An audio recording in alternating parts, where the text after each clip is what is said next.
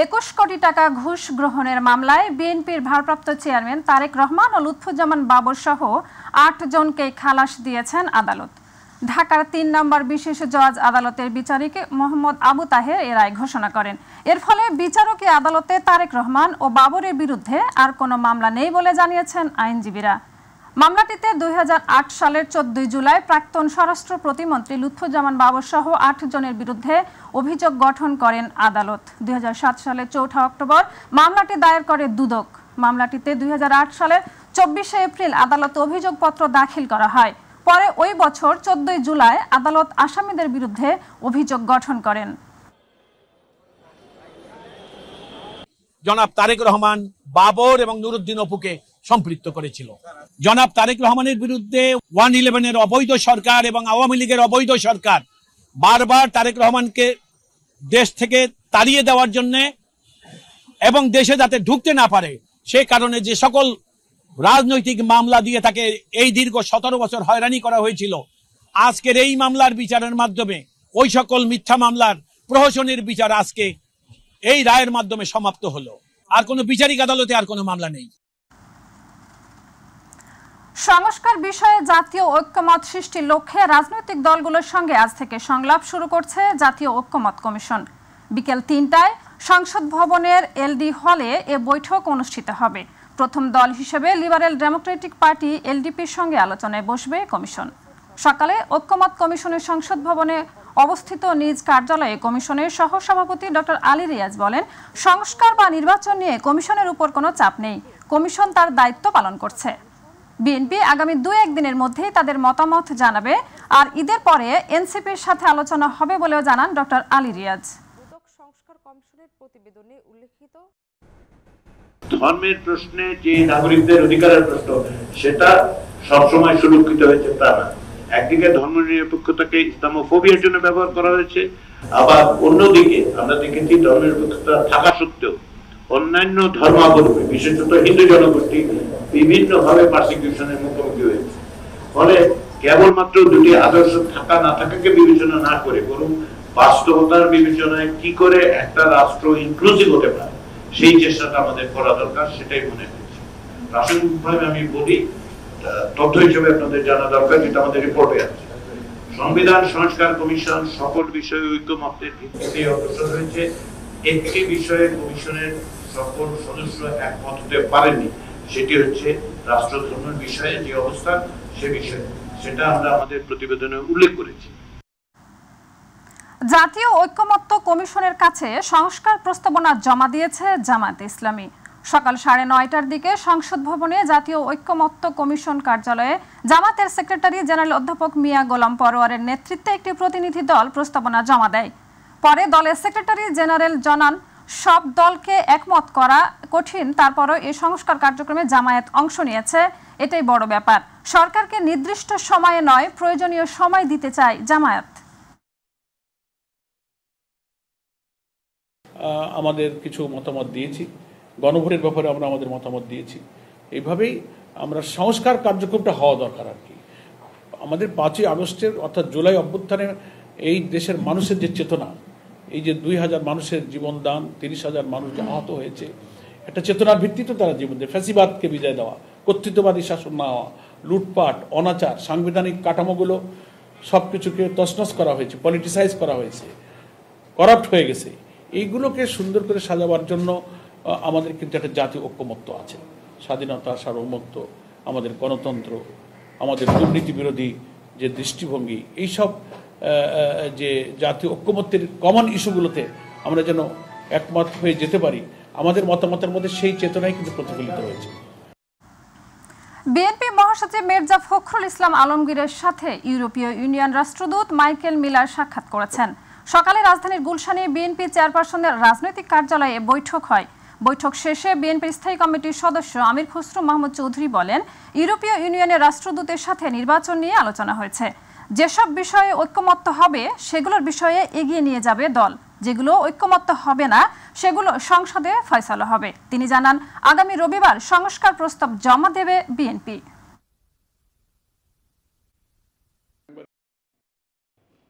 সংস্কারের ব্যাপারে যেখানে সংস্কার কমিশনগুলো সব কিছুর একটা ঐক্যমত সৃষ্টির যে প্রচেষ্টা চলছে এইগুলো নিয়ে আলোচনা হয়েছে এবং যেখানে ঐক্যমত হবে সেই বিষয়গুলো আমরা সমাধান করতে পারবো ইমিডিয়েটলি।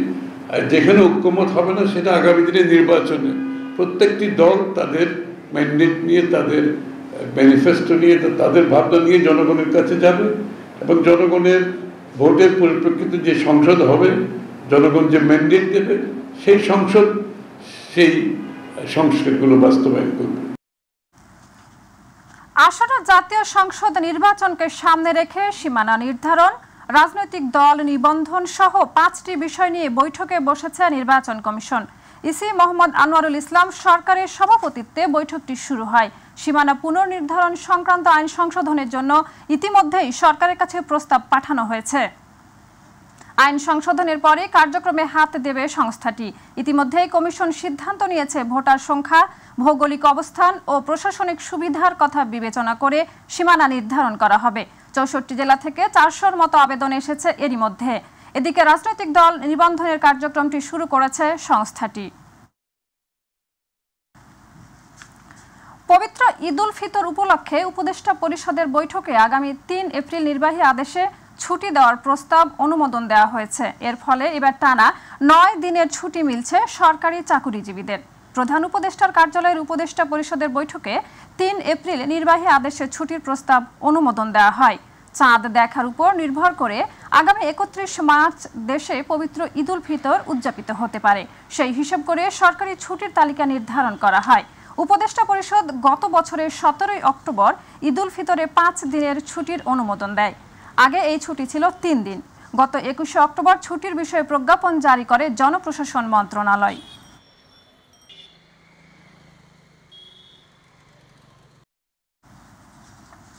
গুরুতর অসদাচরণের প্রমাণ মেলায় সুপ্রিম কোর্টের হাইকোর্ট বিভাগের বিচারপতি খিজির হায়াতকে অপসারণ করা হয়েছে। সংবিধানের 96 অনুচ্ছেদের 6 দফা অনুযায়ী রাষ্ট্রপতি তাকে অপসারণ করেছেন। বুধবার এ বিষয়ে প্রজ্ঞাপন জারি করে আইন, বিচার ও সংসদ বিষয়ক মন্ত্রণালয়ের আইন ও বিচার বিভাগ। প্রজ্ঞাপনে বলা হয়েছে, গণপ্রজাতন্ত্রী বাংলাদেশের রাষ্ট্রপতি সংবিধানের অনুচ্ছেদ 96 দফা 6 মোতাবেক সুপ্রিম কোর্টের হাইকোর্ট বিভাগের বিচারপতি খিজির হায়াতকে বিচারক পদ থেকে 18 মার্চ অপসারণ করেছেন। খিজির হায়াত 2018 সালের 31 মে হাইকোর্ট বিভাগের অতিরিক্ত বিচারপতি হিসেবে নিয়োগ পান। এবারে মাই টিভি বিশেষ।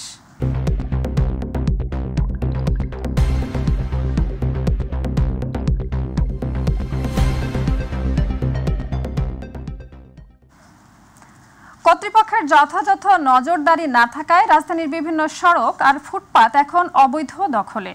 ফলে নগরীর রাস্তা মেরামত ও নতুন করে ফুটপাত তৈরির ক্ষেত্রে চরম প্রতিবন্ধকতার শিকার হতে হচ্ছে বলে অভিযোগ করেছেন ঢাকা উত্তর সিটি কর্পোরেশনের প্রশাসক মোহাম্মদ এজাজ।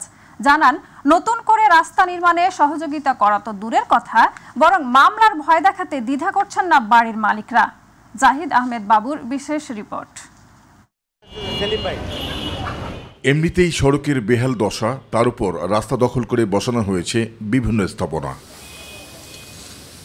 ফলে চলাচলে অনুপযোগী রাজধানীর এসব সড়ক এখন নগরবাসীর কাছে যেন মরার উপর খাড়ার খা। রাস্তা দখল করে যে সব বাসা বাড়ি বানাচ্ছে, দোকান বানাচ্ছে এবং আমরা হেঁটে যাওয়ার মতো বা ফুটপাত দখল করে ফেলছে। এই জন্য আমরা অনেক ভোগান্তি পড়ছি। বাড়িওয়ালায় ভাড়া দেয় দোকান, কিন্তু আপনি এখানেই দেখেন এই রাস্তাটার অবস্থা, এটি বুঝতে পারবেন যে এরা কি করে। এলাকাটা বসবাসের অনুপযোগী করে ফেলাইছে এরা। কর্তৃপক্ষ যদি ব্যবস্থা না নেয় তাহলে আসলে আমাদের শেষ পর্যন্ত এখানকার এলাকা ছাড়তে হবে। এমতো অবস্থায় নগরীর 60 ফিটের দীর্ঘ অব্যবস্থাপনায় পড়ে থাকা সড়কের চলমান উন্নয়ন কাজ পরিদর্শন করেন ডিএনসিসি প্রশাসক। এই সময় নগরীতে নতুন করে ফুটপাত নির্মাণে নানা প্রতিবন্ধকতার কথা তুলে ধরেন মোহাম্মদ এজাজ। 4টি জায়গায় প্রবলেম আছে, সেই জায়গাগুলোর বাড়ির মালিক রাস্তার পাশে তারা আমাদেরকে ফুটপাত করতে দিচ্ছেন না, আমাদেরকে কনস্ট্রাকশন করতে দিচ্ছেন না, কোর্টের রায়ের ভয় দেখাচ্ছেন আমাদেরকে। সরকারি রাস্তার পাশে সরকারকে কাজ করতে দিবেন না, সিটি কর্পোরেশনকে কাজ করতে দিবেন না।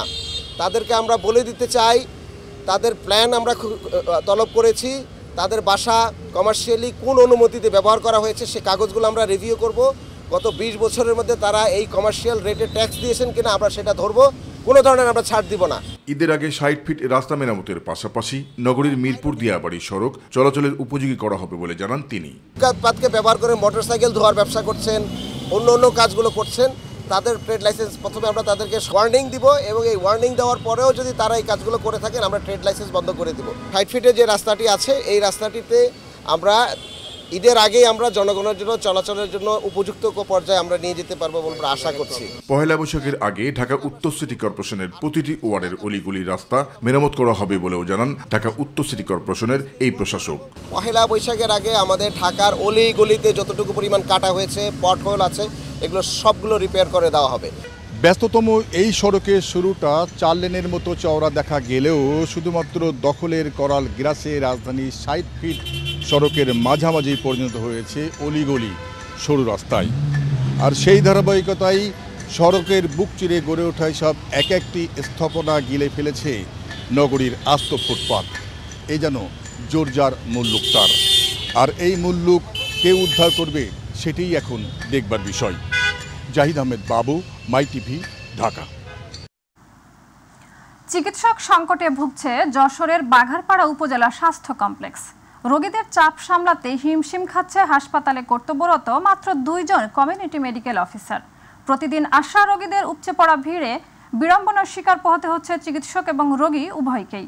প্রতিনিধি আক্তারুজ্জামানের রিপোর্ট জানাচ্ছেন ইলিয়াস কমল।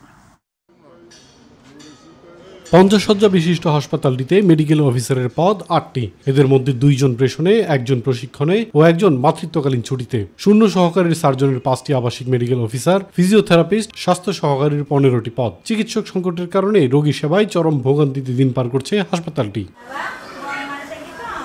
3টি বিভাগে প্রতিদিন 4 থেকে 500 রোগীর সেবা কার্যক্রম পরিচালিত হয়। যথাসময়ে ডাক্তারদের উপস্থিতি নিয়েও অভিযোগ অধিকাংশ সেবা প্রত্যাশী রোগীদের। 1 জন ডাক্তার রাউন্ডে থাকায় বন্ধ থাকে জরুরি বিভাগের চিকিৎসা সেবা। একই সময়ে আউটডোরে রোগী দেখেন মাত্র 1 জন চিকিৎসক। এখানে যতগুলো রোগী দাঁড়ায় রয়েছে তারা আছে ভোগান্তিতে। এখানে যে ভিতরে 1 জন ডাক্তার আছে সে কি অরিজিনাল ডাক্তার কিনা এটা আমরা জানি না। এখানে শুনছি যে একজনই মেডিসিনের ডাক্তার আছে। তো এত বড় একটা হাসপাতাল চালাতে গেলে তো ভালো অভিজ্ঞ ডাক্তার এখানে লাগবে, কিন্তু সেটার ব্যবস্থা এখানে নাই। চাইলাম ওই ভিটামিন, ক্যালসিয়াম আর গ্যাসের বড়ি, তা বলি নেই। আমরা এখন বর্তমানে 2 জন চিকিৎসক সমস্ত হসপিটাল চিকিৎসা দিচ্ছি। এখানে বহির্বিভাগ আছে, অন্তর্বিভাগ আছে, জরুরি বিভাগ আছে। আসলে এই 3টা বিভাগ একই সাথে চালু রাখতে হলে আমাদের কমপক্ষে একই সাথে 7 জন ডাক্তার প্রয়োজন। আমাদের লোকবল শর্ট, ডাক্তার শর্ট। এখানে ডাক্তার সংখ্যা যদি বাড়ানো যায় তাহলে ভালো হয়। সত্যি কথা বলতে কি আমাদের এখানে ডাক্তারের খুবই সংকট। মেডিকেল অফিসার নাই বললেই চলে। অত্র হসপিটালে মাত্র 3 জন মেডিকেল অফিসার, 5 জন ছিল, 2 জন আপনার ফাউন্ডেশন ট্রেনিংয়ে চলে গেছেন। হাসপাতালে রোগী সেবা সহ চিকিৎসক সংকটের এমন দৈন্যদশার বিষয়ে জানতে চাইলে বাঘারপাড়া উপজেলা স্বাস্থ্য কর্মকর্তা ডাক্তার অরূপজ্যোতি ঘোষ বলেন, সংকটের বিষয়টি ঊর্ধ্বতন মহলকে জানানো হয়েছে। শীঘ্রই সমাধান পাওয়ার প্রত্যাশা করছেন তিনি। এই চিকিৎসক সংকট এবং রোগী সেবা ব্যাহত হওয়ার যে বিষয়টি সেটি আমরা ওয়াকিবহাল আছি এবং এই বিষয়ে আমরা ঊর্ধ্বতন মহলকে ওয়াকিবহাল করেছি। তারা যথেষ্ট যত্ন এবং গুরুত্বের সাথে বিষয়গুলো দেখছেন। আমরা লিখিতভাবে জানিয়েছি আমাদের এখানে কতজন ডাক্তার এখন পোস্টেড আছেন এবং কতজন ডাক্তার এবং কাজ চলমান রয়েছে ডাক্তারকে দিয়ে। চিকিৎসক সংকট হওয়ার কারণে আমাদের চিকিৎসা সেবা কিছুটা ব্যাহত হলেও আমরা আমাদের সর্বোচ্চ চেষ্টা করে যাচ্ছি আমাদের রোগী সেবা ব্যাহত না হয়। তবুও আমরা আশাবাদী এবং ঊর্ধ্বতন মহল আমাদের আশ্বাস দিয়েছেন এই মর্মে যে এই সংকট আশু নিরাময় হবে ইনশাআল্লাহ। হাসপাতালের চিকিৎসক সংকট সমাধান করে দ্রুত স্বাস্থ্যসেবা পরিস্থিতি স্বাভাবিক করা হবে এমনটাই প্রত্যাশা উপজেলাবাসীর। ইলিয়াস কমল, মাই টিভি। পবিত্র ঈদ উল ফিতরকে সামনে রেখে বর্ণিল সাজে সেজেছে কুষ্টিয়ার বিপণী বিতানগুলো। সকাল থেকে মধ্যরাত পর্যন্ত কেনা বেচায় চরম ব্যস্ত ক্রেতা বিক্রেতারা। এবছর দেশি ও বিদেশি ভারতীয় পোশাকের পাশাপাশি বাজার দখল করেছে আফগানি ও পাকিস্তানি বাহারি রকমের পোশাক। তবে এবারের ঈদকে ঘিরে বাড়তি দামের অভিযোগ রয়েছে ক্রেতাদের। কুষ্টিয়া প্রতিনিধি আব্দুর রাজ্জাক বাচ্চু তথ্য ও চিত্রে বিস্তারিত জানাচ্ছেন জুবাইর রহমান। বাহারি রঙের তৈরি পোশাক ঝুলছে দোকানে দোকানে। এ দৃশ্য সারা বছরের হলেও বাড়তি আমেজ আসন্ন ঈদকে ঘিরে। রোজা শুরুর পর থেকেই ক্রেতা বিক্রেতার ব্যস্ততায় সরগরম কুষ্টিয়ার ঈদ বাজার। এবছর দেশীয় বুটিক্স ও ভারতীয় পোশাকের পাশাপাশি বাজার দখল করেছে পাকিস্তানি নুরস, আগানুর, সাদাবাহার, লাহোরি সহ বাহারি নানা রকমের পোশাক। এছাড়াও আফগানি পোশাকও রয়েছে অনেকের পছন্দের তালিকায়। দাম কিছুটা বেশি হলেও পছন্দমতো ঈদের পোশাক কিনতে পেরে খুশি ক্রেতারা। আমরা কিনেছি ইন্ডিয়ান জিমিসু ড্রেস কিনেছি, পাকিস্তানি কিনেছি, আরও দেখছি কিনবো। মার্কেটে এসে দেখছি বেশ অনেক ভালোই ড্রেস আছে, পাকিস্তানিগুলো বেশি চলছে আর কি। আমরা পাকিস্তানের ভিতরে নিছি ড্রেস, ইন্ডিয়ান ড্রেস, সব ধরনের ড্রেসই দেখলাম। অ্যাজ ইউজুয়াল দাম মোটামুটি ঠিকই আছে। এখানে অনেক কালেকশনই ভালো পাওয়া যাচ্ছে, একটু যদি ভালো করে খুঁজে দেখা যায় তাহলে অনেক কিছু সুন্দর পাওয়া যাবে। তবে এবারের ঈদে পোশাকের দাম বেশি হয় অনেকেই পছন্দের পোশাক না কিনতে পেরে সাধ্যের মধ্যে কিনেছেন দেশীয় পোশাক। এবার অনেকেই না কিনেই ফিরে যাচ্ছেন বাড়িতে। সুন্দর ভালো কোয়ালিটি ফুল ভালো ড্রেস আর চয়েসও হয়। দামটা একটু চড়া, তো দাম দর করে নিলে পরে আলহামদুলিল্লাহ ঠিকঠাক আমাদের বাজেট মতোই কিনতে পারলাম। এখানে কেনাকাটা করে আমরা মনে হয় কমফোর্ট ফিলই বেশি করি। এখানে যে পাঞ্জাবিগুলো দেখছি কালেকশনগুলো অনেক সুন্দর, দামটা রিজনেবল প্রাইসের মধ্যে আছে। অন্যান্য বছরের তুলনায় এবছরের দাম একটু তুলনামূলক কম মনে হচ্ছে। অন্যান্য বারের তুলনায় এবারের ঈদ উপলক্ষে ভালো বেচাকেনা হয় সন্তোষ প্রকাশ করেছেন বিক্রেতারা। মানুষের চাহিদা অনুযায়ী অবশ্যই আমরা দেওয়ার চেষ্টা করছি। আর এবার হচ্ছে নায়রা, আপডেট, ফার্সি, গাউন এগুলো আমরা এনেছি ইন্ডিয়ান কালেকশন। আমরা শোরুম খোলার সাথে সাথে ক্রেতাদের ভিড় হয়ে যায় এবং এই ভিড়টা ইফতারির আগ পর্যন্ত থাকে এবং ইফতারির পর থেকে আবার শুরু হয় রাত্রি 12টা পর্যন্ত। প্রচুর কাস্টমার থাকে। বেচাকেনা আপনি 3 পিস বেচাকেনা হচ্ছে ভালো, কাস্টমারও ভালো। বেচাকেনা মাশাআল্লাহ অনেক ভালো, সারা ক্রেতাদের সারাও পাচ্ছি অনেক ভালো। ফেব্রিক্সের উপরে বেশি ফোকাস দিছে, তো ফেব্রিক্সটা আসলে আমরা যাতে সামারেও ইউজ করতে পারি একজন, সেই হিসাবে আমাদের কাস্টমারও ভালোই ইন করতেছে। নির্বিঘ্নে ঈদ বাজার করে জেলার সকল শ্রেণী পেশার মানুষ ঈদ আনন্দ উপভোগ করবে এমনটাই প্রত্যাশা সবার। জুবাইর রহমান, মাই টিভি নিউজ। জুলাই আগস্ট গণ অভ্যুত্থানে আহতদের চিকিৎসা সহায়তা প্রদান করেছে ঢাকা মহানগরী দক্ষিণ জামাত ইসলামী। এ সময় নির্বাচনের আগে জুলাই বিপ্লবের অপরাধীদের বিচার ও মৌলিক সংস্কারের দাবি করেছেন মহানগরী দক্ষিণের আমির নুরুল ইসলাম বুলবুল। এছাড়া শহীদ পরিবার থেকে অন্তত একজনের সরকারি চাকরির দাবি করেন তিনি। অনুষ্ঠানে মহানগরী দক্ষিণের সেক্রেটারি শফিকুল ইসলাম মাসুদ বলেন, আহতদের হারানো পায়ের উপর দাঁড়িয়ে আছে বাংলাদেশ। অনুষ্ঠানে শতাধিক আহতদের হাতে নগদ অর্থ তুলে সহায়তা দেওয়া হয়। শহীদ পরিবারের জন্য আমরা দোয়া করি, আল্লাহ রাব্বুল আলামিন তাদের পরিবারগুলোকে দুনিয়ায় প্রশান্তি দান করো এবং পরকালে তাদেরকে শাহাদাতের সর্বোচ্চ মর্যাদা দান করো, সেই দোয়া আমরা করছি। সবশেষে আমরা সরকারের কাছে দাবি জানাতে চাই যে অবিলম্বে যে সমস্ত খুনি আমাদের প্রিয় ভাইদেরকে শহীদ করেছে, আহত করেছে, নির্মমভাবে নির্যাতন চালিয়েছে, তাদের নামে যে নতুন মামলা হয়েছে, অবিলম্বে তাদেরকে গ্রেফতার করা হোক এবং তাদেরকে বিচারের মুখোমুখি করা হোক। এবার আমাদের কৃষি।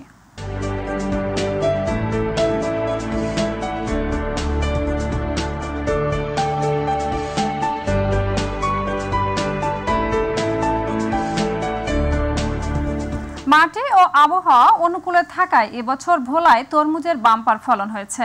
বিস্তীর্ণ মাঠ জুড়ে শুধু তরমুজের সমারোহ, যেদিকে চোখ যায় সেদিকে শুধু তরমুজ। রোগ ও পোকা কামড়ের আক্রমণ না থাকায় হয়নি ফলনের কোনো বিপর্যয়। এতে হাসি ফুটেছে কৃষকের মুখে। প্রতিনিধি আরিফ হোসেন লিটনের রিপোর্ট, জানাচ্ছেন শামস তাবরিজ উচ্ছ্বাস। ভোলার কৃষকের বিস্তীর্ণ ফসলের ক্ষেতে এখন তরমুজের সমারোহ। আবহাওয়া অনুকূলে থাকায় এবার ফলনও হয়েছে ভালো। এখন চলছে শেষ মুহূর্তের প্রস্তুতি। কেউ ক্ষেতে পরিচর্যা আর কেউ বা ক্ষেতে তরমুজ তোলা নিয়ে ব্যস্ত সময় পার করছেন। রোগ ও পোকামাকড় আক্রমণ না থাকায় বিগত যে কোনো সময়ের চেয়ে এবার তরমুজের ফলনে কোনো বিপর্যয় হয়নি। ভালো ফলন পেয়েছেন চাষিরা, তাই সন্তুষ্ট তারা। তরমুজ ভালো হয়েছে আর ফলনও ভালো হয়েছে। বছর বৃষ্টি বাদল হয় নাই, আল্লাহর রহমতে ঝড় তুফান হয় না, ভালোই ব্যবসা হয়েছে, ফল ভালো হয়েছে। 2 মাস 2.5 মাস হইতে তরমুজ খেতে কাজ করি আমরা, এই বৃষ্টি বাদল নাই কারণে কি তরমুজ খেত ফসল ভালো হয়েছে। কাঙ্ক্ষিত পরিমাণ ফলন পেয়ে উৎপাদন খরচ পুষিয়ে ঘুরে দাঁড়াতে পারবেন বলে মনে করছেন তরমুজ চাষিরা। ফসল যেরকমের ভালো হয়েছে প্রতি বছরের মতো এবছর মানে তেমন দামটা পাইতেছি না। বেচা কিনা করছে আর কিছু আছে, আল্লাহ দিলে আলহামদুলিল্লাহ আমাকে ব্যবসা হবে। কৃষি বিভাগ জানায় স্থানীয় চাহিদা মিটিয়ে ভোলার তরমুজ চলে যায় দেশের বিভিন্ন জেলায়। আগামীতে তরমুজ আবাদ আরো বাড়বে বলে মনে করছেন কৃষি বিভাগ। আমাদের 30 থেকে 40% জমির তরমুজ হারভেস্ট হয়েছে। এ থেকে আমরা গড়ে 53 মেট্রিক টন হারে আমরা ফলন পেয়েছি। আমরা আশা করছি আমাদের চলমান লক্ষ্যমাত্রার উৎপাদনের যে লক্ষ্যমাত্রা, এই উৎপাদনের লক্ষ্যমাত্রা ছাড়িয়ে যাবে। চলমান মৌসুমে কৃষকরা ভালো দাম পাচ্ছে। এবছর জেলার 7 উপজেলায় 13,610 হেক্টর জমিতে তরমুজের আবাদ হয়েছে। শামস তাবরেজ উচ্ছ্বাস, মাই টিভি নিউজ ডেস্ক।